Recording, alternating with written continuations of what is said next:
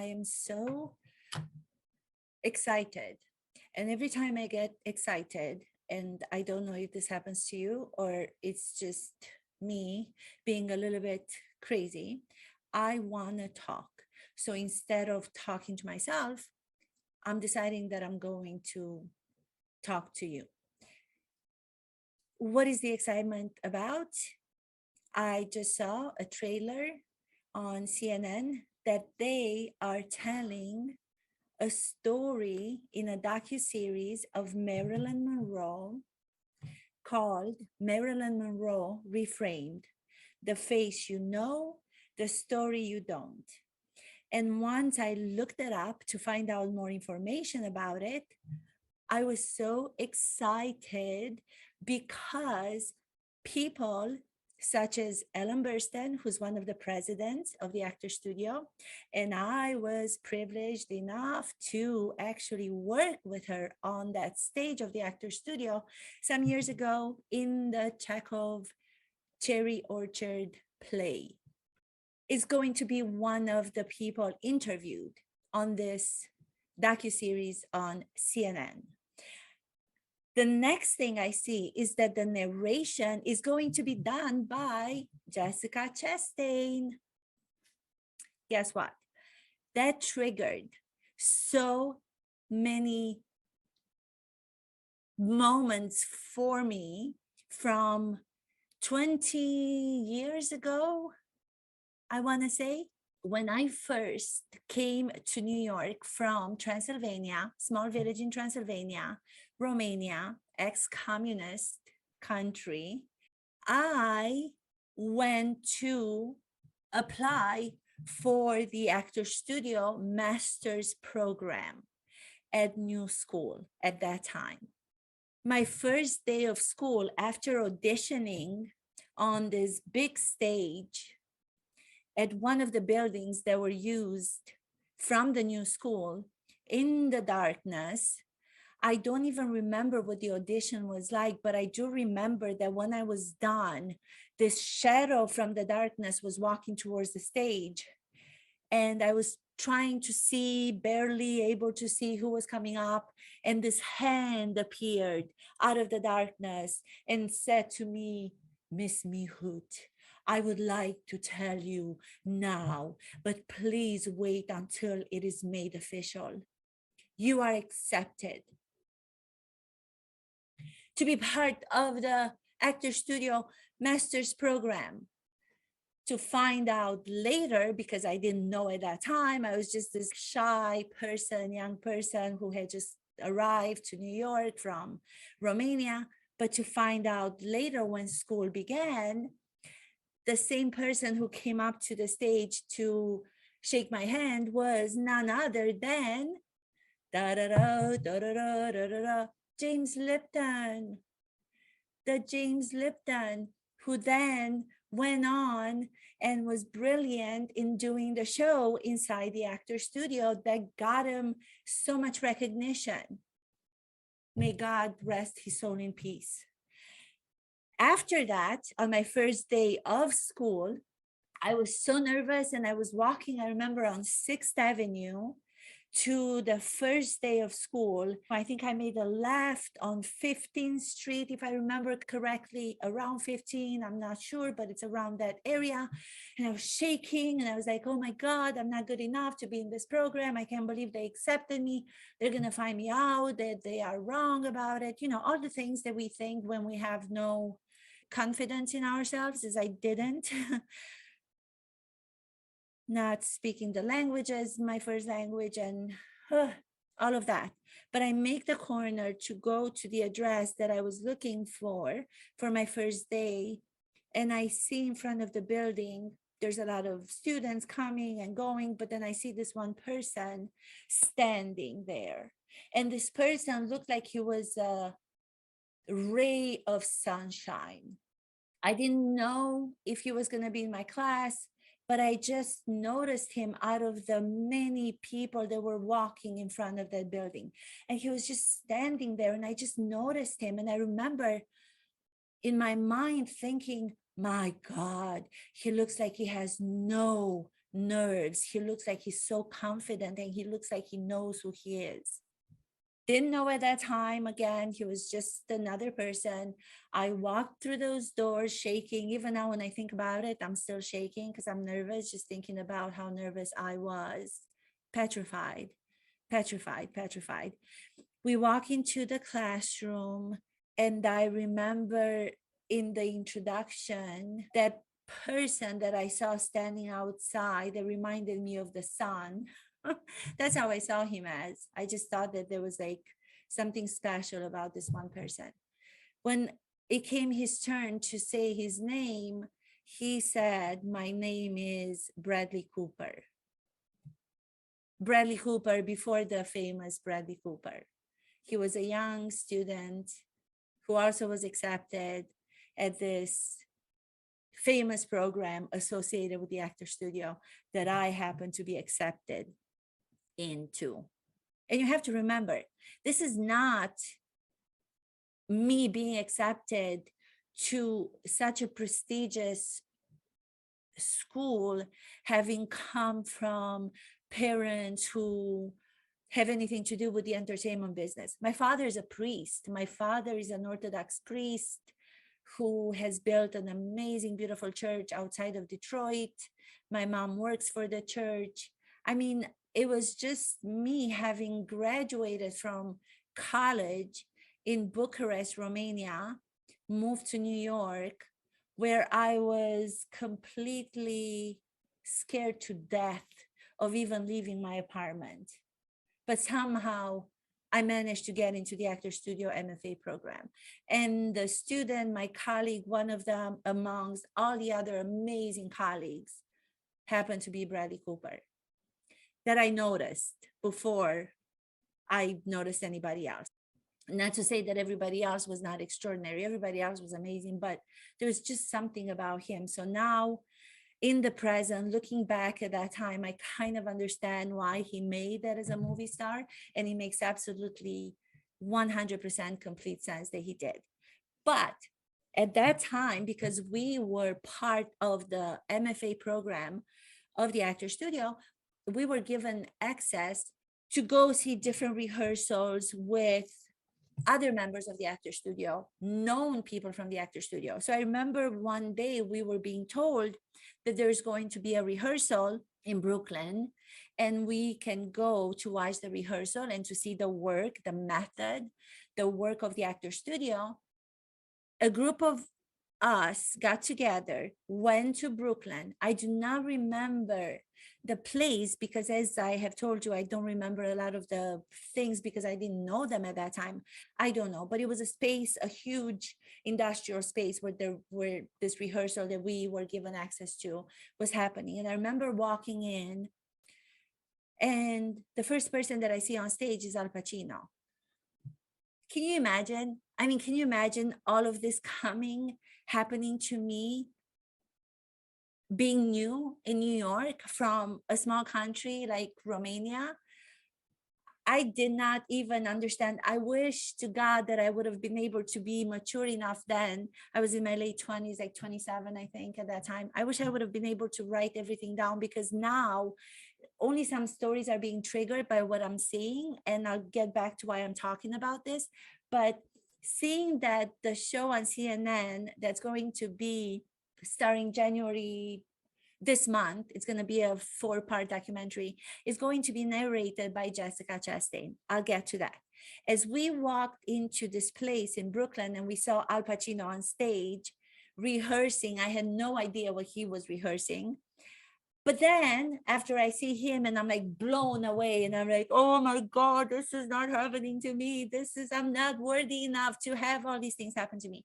Then the next person that I recognize who walks out is Marisa Tomei. I was like, what is happening here? So there's Al Pacino, there's Marisa Tomei, and there's so many other people that later I found out they were a member of the Actor Studio, but I didn't know at that time. And then saw her do the Dance of the Seven Veils and realized that they were rehearsing for the show that was going to be taking place on Broadway of the play Salome by Oscar Wilde. and Marisa Tomei was playing Salome, and Al Pacino was playing King Herod. And there was Diane Wiest, who was playing the Queen, and so many other people that I don't remember the names of. But it was incredible that I was part of this group of people now, having just not been part of anything. I mean, I was part in Romania of amazing actors and people that I had worked with, but this was like a new world. I mean, this was like the center of the universe, and I was like, "Ooh, I can't believe this is happening." So watching this rehearsal with Al Pacino and Marisa Tomei doing the dance of the seven veils, where she's like very sexual and she has to really go for it.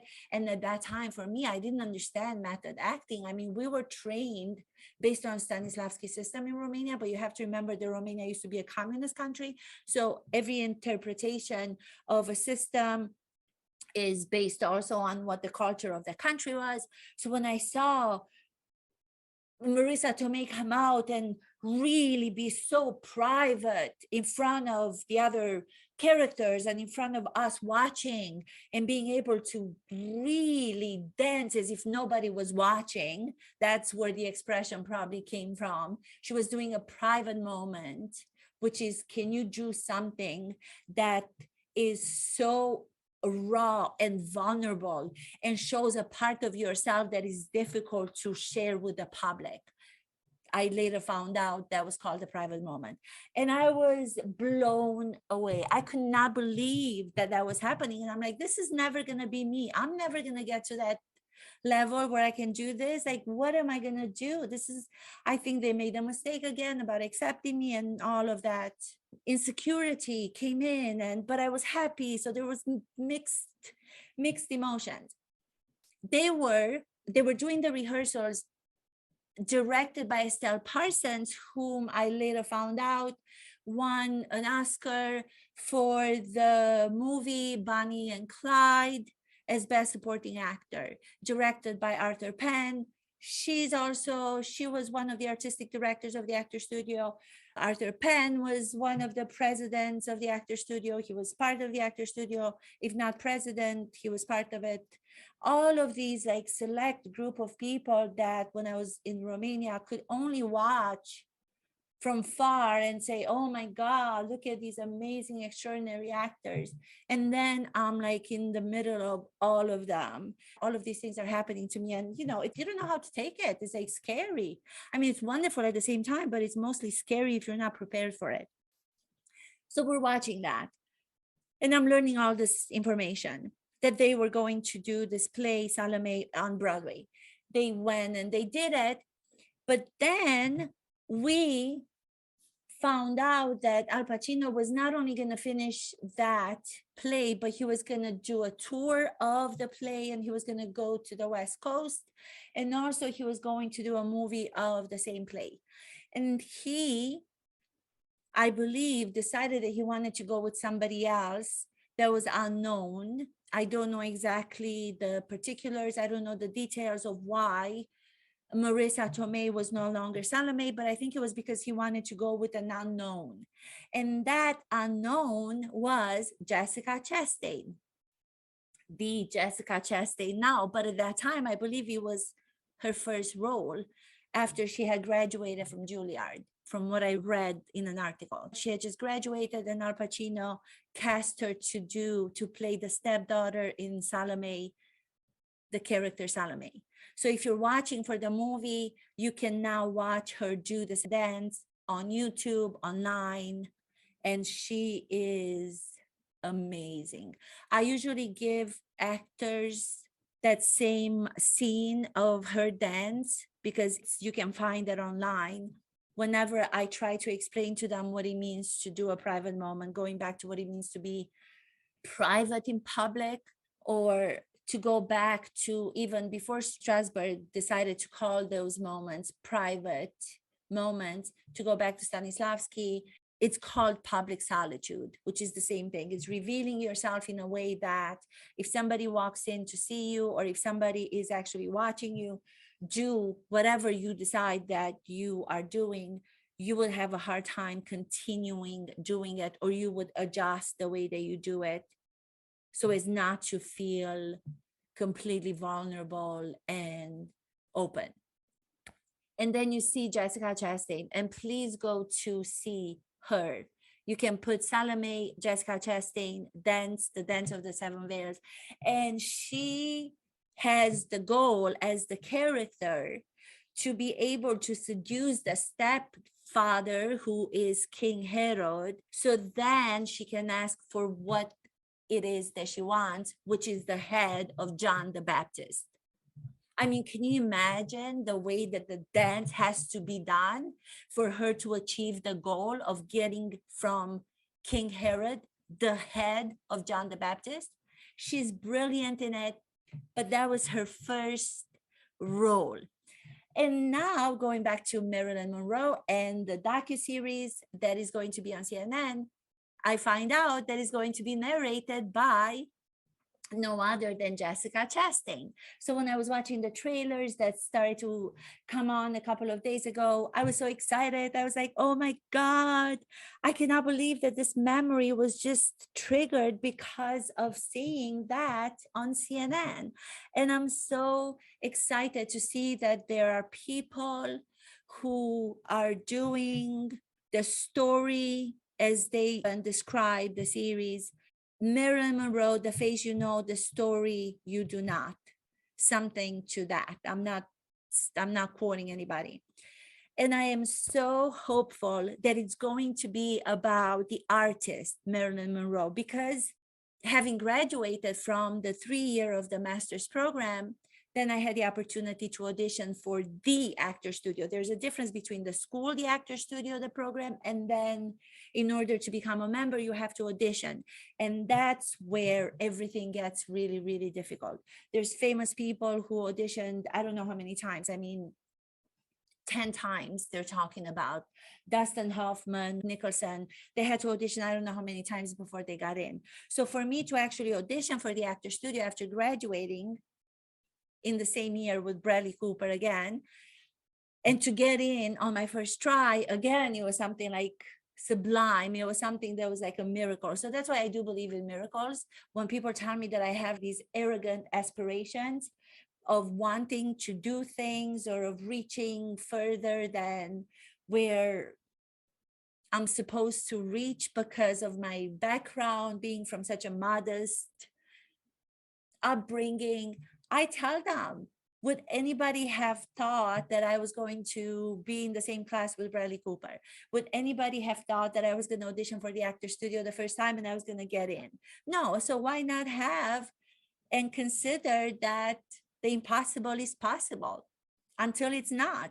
Until it is not impossible, it is possible. Even if there's no guaranteed success, the impossible is possible until there's a definite no, you cannot do this. So I am not arrogant in my striving to do so much, and knowing that I am standing on concrete, other miraculous things happening, having to do with a lot of work that I put in. Miraculous opportunities happen because of the preparation.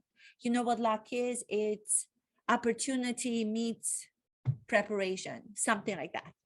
But seeing that she is now narrating the life of Marilyn Monroe told in a way where her artistry is going to be the focus. I don't know how many people know, but she was an artist who was going to the actor studio and had a daughter-father relationship with the guru of acting and the method, Lee Strasberg. So she wasn't just a sex symbol. She wasn't just wanting to be superficially great as an actress. She was an incredible actress. If you watch her film, she was incredible. It's because she understood the technique of the actor studio, and she knew that the training of the actor is something that you don't stop. I just think that the title of it, people know her face, but they don't know this story. They don't know this story of her. So to see that that is going to be presented and that docu-series is going to be on, I am so excited to see it. I usually don't get so excited about something when I see a promo for it, but when I saw this, it just it just triggered so many wonderful memories from my youth, from my 20s. It puts everything into a different perspective. It reminds me at the same time that I have so much to be proud of. You know, it's very difficult for us to, as we go through life, maybe the realizations or maybe the goals that we had for ourselves 20 years ago were not really realized in the way that we thought they were going to be realized. For instance, did I make it as an actress? It took me a very long time to be able to say I did not make it as an actress in the way that I believed that I was going to make it as an actress.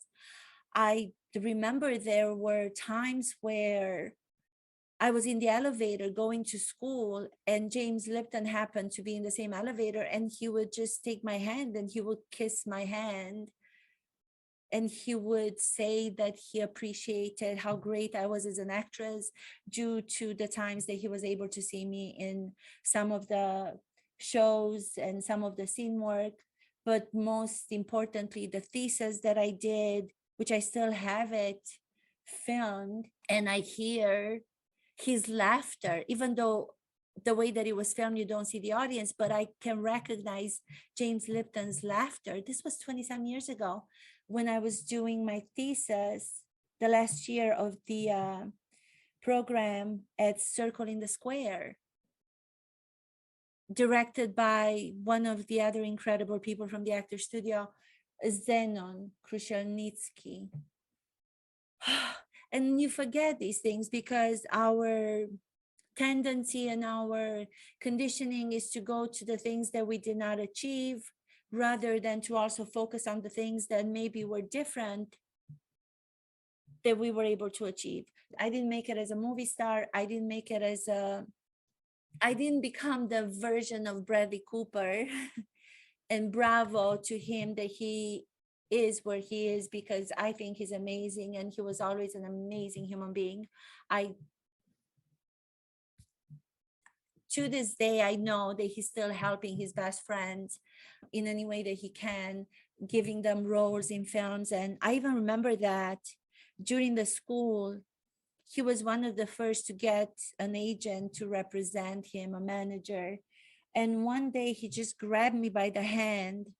The story is coming to me now again. He grabbed me by the hand. He said, "You're coming with me," after having worked with him on a couple of scenes in class. And we took the subway and we went somewhere to, I believe it was a downtown area of New York, brought me to this building. We went inside the offices and he said, "I want to present to you one of my colleagues. She's Mihaela. She's an amazing actress."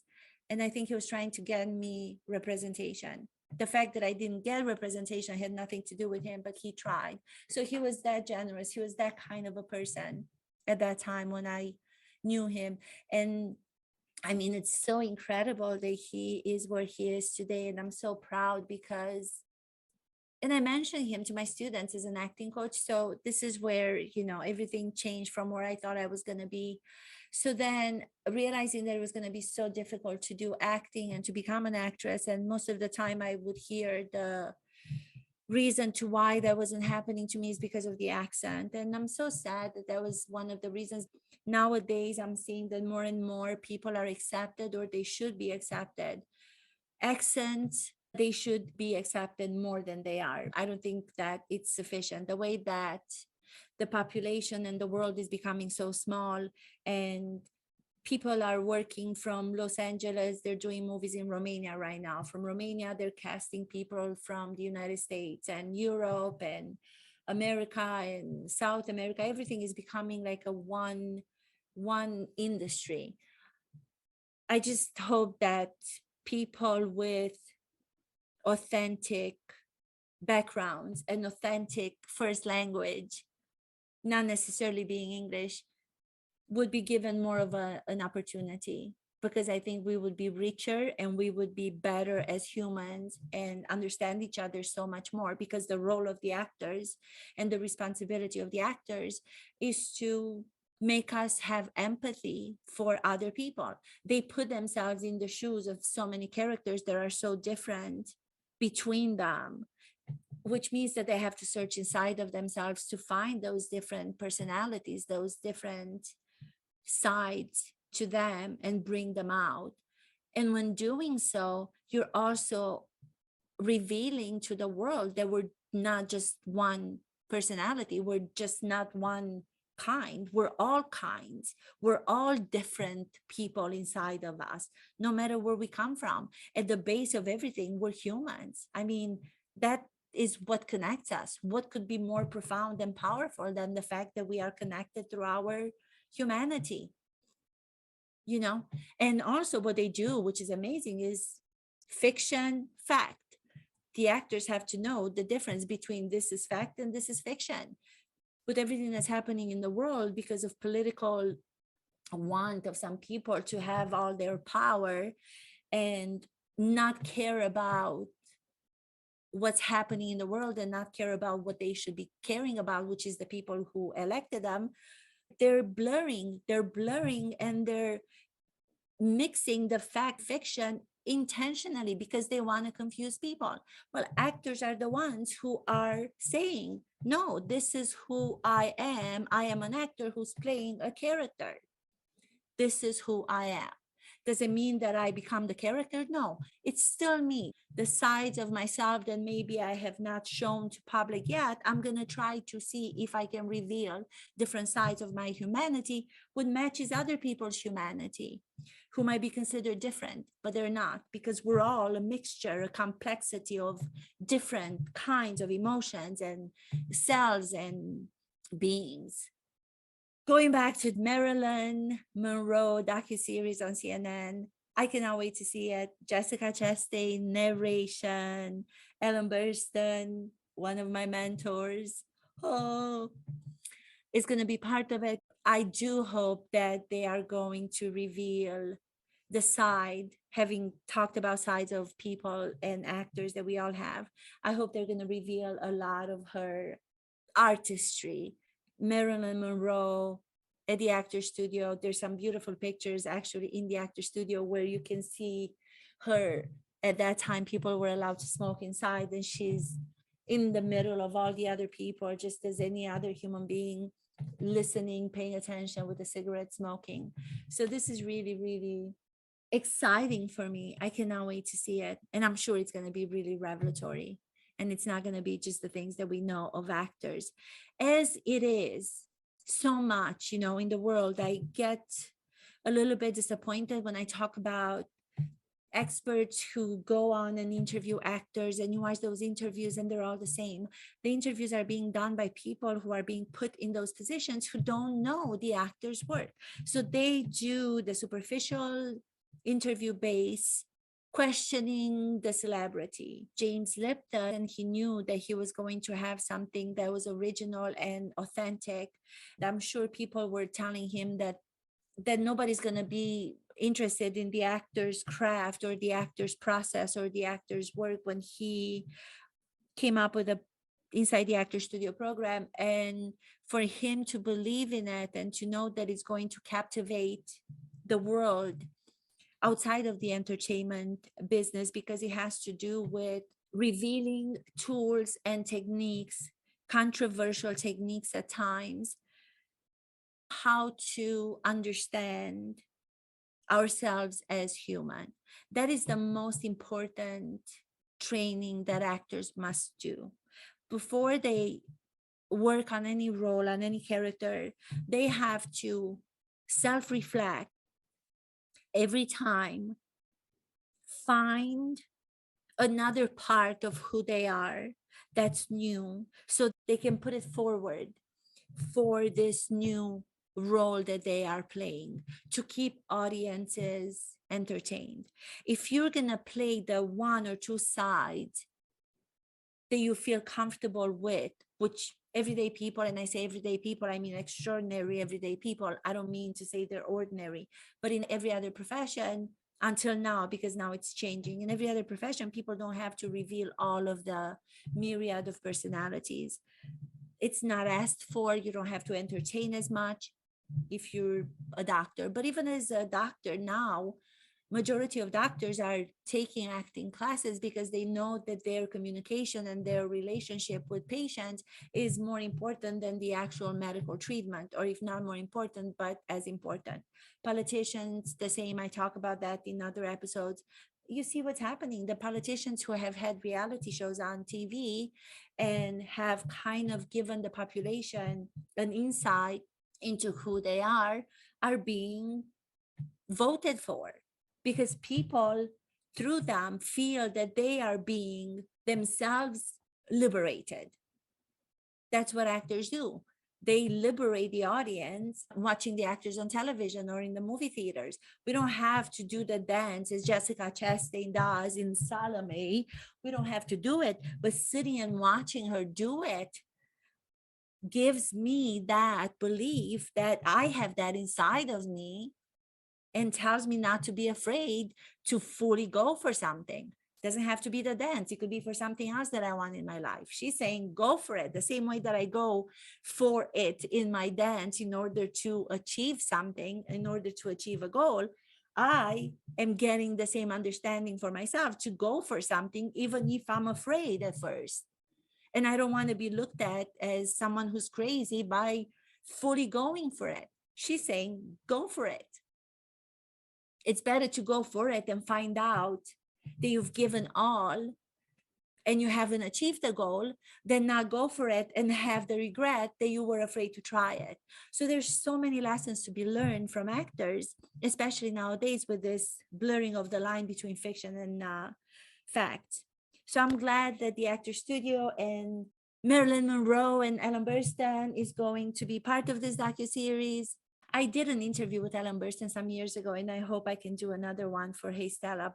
Anyway, congratulations to the people who are smart enough and creative enough and visionaries enough to be able to understand that this story needs to be told and are making the stories of Marilyn Monroe unlike anything else that we've ever seen of her, and showing her strength and showing her artistry. And I can't wait to find out more about it. Dance like no one is watching. This I'm doing for the people who always say that I'm crying in my videos, but I'm not crying, I'm dancing. Salome, Salome. Al Pacino says, Salome, Salome. What do you want, Salome? I'm doing Al Pacino. He's doing himself so much better than I'm doing him. And then she dances so she can give him no reason to say no to what her desire is, which is to have the head of John the Baptist, which is a huge request. I'm not saying that we should have those goals in mind, but our goals in life could be to letting myself dance freely and not caring what other people are going to say about me, even though my mind is telling me to care,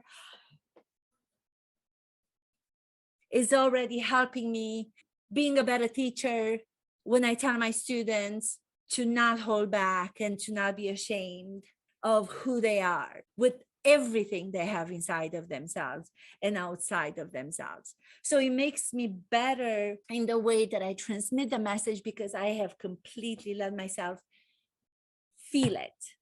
I'm demonstrating it. I'm not just saying it. So I know what it feels like, so I can guide them. If I do the dance and the private moment exercise in acting classes with actors, I can lead them. So I can't just be the person who's sitting behind the desk saying, yes, do a private moment and don't be afraid to just let go.